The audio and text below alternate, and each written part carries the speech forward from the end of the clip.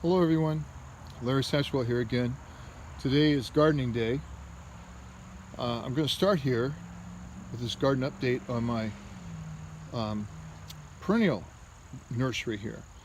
I've kept track, I've saved over $95 so far this fall by buying plants on sale and rescuing them. And as you can see, the echinacea I rescued a few weeks back is already blooming. I've gotten a lot of use out of this bed here. This is the first week since April that we haven't hit 80 degrees. So fall has finally arrived. I'm continuing to put the garden to bed. Here in the south, we are blessed with weeds in the summer, like between these two beds, and winter weeds. Here in Georgia, in southern United States, we have this winter weed called nettle, and it will take over the garden. I remember making a video last spring and making a mental note that this fall I was going to put my garden to bed. I'll be covering the garden with leaves, basically, or straw. This is some leftover plastic. I just had this on. This has been on this bed for a long time. Over there I've got some leftover feed sacks. If you don't keep the ground covered at this time of year, the nettle will just go crazy.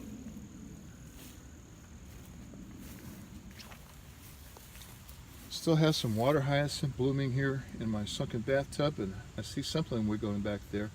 Usually when you walk by here, frogs will jump in or out of the water. This is a little bed I planted last week. Lettuce, greens, mixed greens, white radishes. The spinach hasn't come up yet. And this is a tomato plant. Tonight we're having bacon, lettuce, and tomato sandwiches. I've got 1, 2, 3, 4, 5, 6, 7, 8, 8 or 9 tomatoes hanging on here that will ripen before the cold weather. The strawberry beds that I rejuvenated last week are mixed. Some are standing upright and looking really good, and some not so much. Cabbages that I planted last week are looking good. I've already harvested the watermelons. I really enjoyed them, and so did the chickens. I think we had a total of 4 watermelons from our voluntary plants. So I pulled those up and don't quite have this bed covered yet. We still have some peppers hanging on. We have way too many peppers. Don't need them. In fact, we've got way more garden than just myself and wife can eat, and the kids don't come by often enough to get the stuff. So I really want to make some changes here, but time is such an issue to make changes here. Then you've got to figure, what am I going to do? How am I going to make the beds raised and things like that? So that's still stuff I'm contemplating. These weeds in the pathways, I really don't pay much attention to those. I can weed eat those, whack them down with a weed whacker anytime.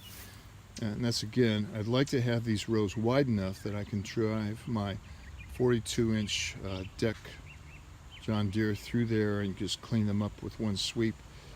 Save you so much time in the long run. The flower beds up here are looking well. The daisy's way up there. That's actually a chrysanthemum that comes back every year. These daisies really came back. I cut them back severely, but they're really looking good right now. So that's a quick update. Not a lot happening right now. Just continuing to put this garden to rest.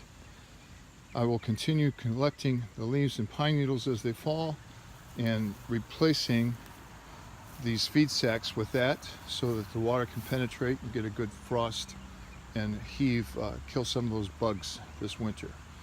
My wife tells me she's heard from 3 different sources that it's supposed to be one of the coldest winters we've had in a long time. We'll see.